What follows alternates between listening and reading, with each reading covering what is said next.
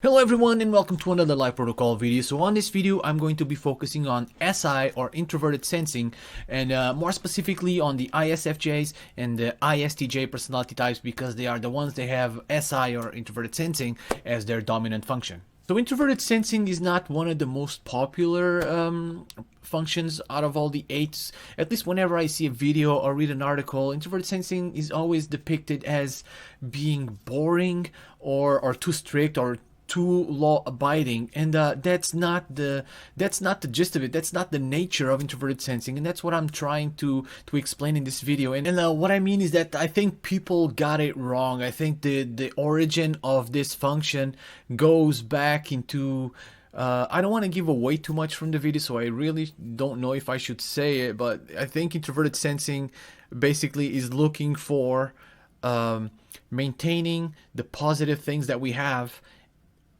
to prevent bad outcomes from happening. So introverted sensing is basically trying to preserve the good that we have. So it's a force for good.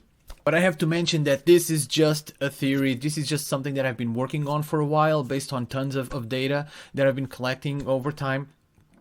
So I don't mean any of the information on the video to be taken as factual, because there's really absolutely no way that I can prove that it is. Anyway, thank you so much for watching, and I hope you love the show.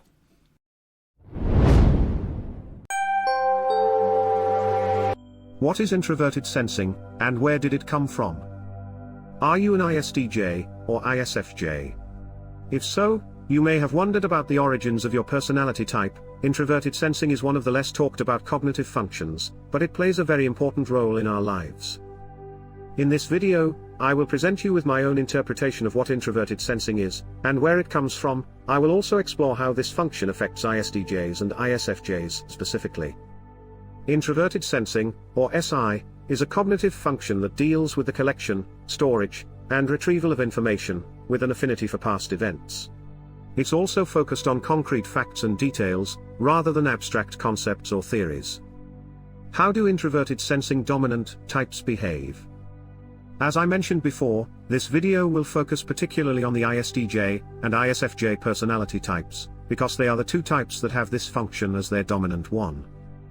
Therefore, they are the best example to explain with greater precision and accuracy how SI manifests itself at full capacity, or in its purest form. SI dominant types are more concerned with the tangible, or what can actively be acted upon. They focus on the real, the palpable, and discernible. But what differentiates this function the most from all other functions is its relationship with stability, and the avoidance of chaos and disorder. They are not ones to try to reinvent the wheel, or compose grand or extravagant ideas. They are best fitted to enforce what already exists. That is not to say they are unable to do it, it's just not their normal state of flow, or what their minds naturally default to. Someone needs to implement and enforce the rules, and make sure things run smoothly. It is really a very underrated role, yet an indispensable one. We need stability to be able to move forward, and that is really the main benefit ISTJs and ISFJs provide, better than all other types. But what prompted them to be so averse to change, and desire to maintain the course? What is the reason behind their oftentimes uncompromising adherence to the rules? Where does introverted sensing come from? It is my belief that introverted sensing is the fruit of intense fear of the unknown and change. I believe that at some point in the early stages of humanity, this intense fear arose to the surface due to abrupt and unforeseen changes. It's extremely difficult, if not impossible, to pinpoint the exact moment, time, or situation that caused people to be so afraid of the unknown. We can only speculate. Maybe tumultuous and unpredictable events, like a volcano eruption, or a massive forest fire, instilled the notion that at any moment, things can change for the worse. This association between change and catastrophe created the notion that change is something to be feared, therefore should be avoided. Maybe early humans were forced to move from their location due to the scarcity of resources, only to find themselves in a much worse situation. There are countless ways this fear of change may have arisen, but the fact is that it is still a very prevalent feature in modern humans. And I'm not talking strictly about ISTJs and ISFJs. Other types may suffer from this vexation as well, but they are not governed by it. Now in the case of SI DOMs, they are indeed consumed, or ruled by it.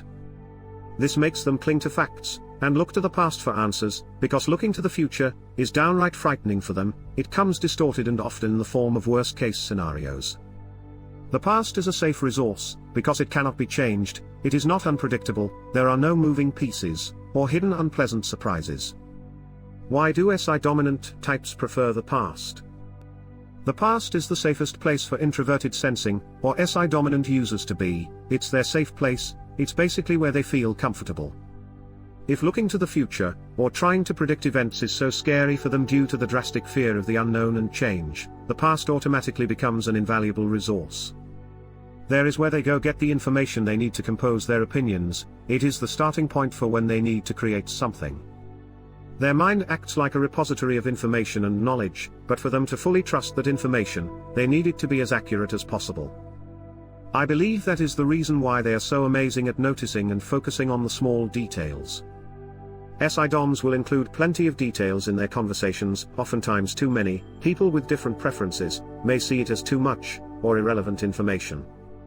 But ISTJs and ISFJs need those details. They need it so they can create the most accurate mental picture they possibly can, so when they need to use it in future instances, they know they can depend on it. What started out with severe fear of the unknown and change, is now a detail and information retention machine. But we must not forget that the stigma of the trauma of fearing change and the unknown is still very present. That is why they prefer the comfortable, the known, and the reliable. ISTJs and ISFJs are arguably the most reliable types of all. When they make a promise, they fully intend on following through with it. They prefer to live in a world where everyone is fully committed to their word, they value honor and trustworthiness, and they push for it. Unreliability stresses them, as it can be the start of a situation that may potentially snowball and lead to chaos, disorder, and change. And change always brings the unknown factor attached to it. They crave reliability, sometimes a little too hard, and that is what has given them the reputation of being rigid, or even inflexible. SI-DOMs, or any high SI users for that matter, do not like to rock the boat. They much rather navigate calm and serene waters, and will not take lightly to people who do not abide by the same principles they do. Nevertheless, we need to understand that SI is mainly pushing for comfortability, safety, and satisfaction. ISTJs and ISFJs would benefit greatly from understanding that the unknown, although as scary as it may be, sometimes can also yield favorable outcomes. The point is, SI is a protective force. Its intention is to preserve the existing good, and avoid possible future complications. Understanding breeds acceptance, and now that we understand the motivations behind introverted sensing, we should be more appreciative and thankful to have such a remarkable function in our mix. If you liked the video, please consider leaving a like and subscribing. That will allow us to keep making more videos like this. For more related content, please click on one of the suggested videos. Thank you for watching.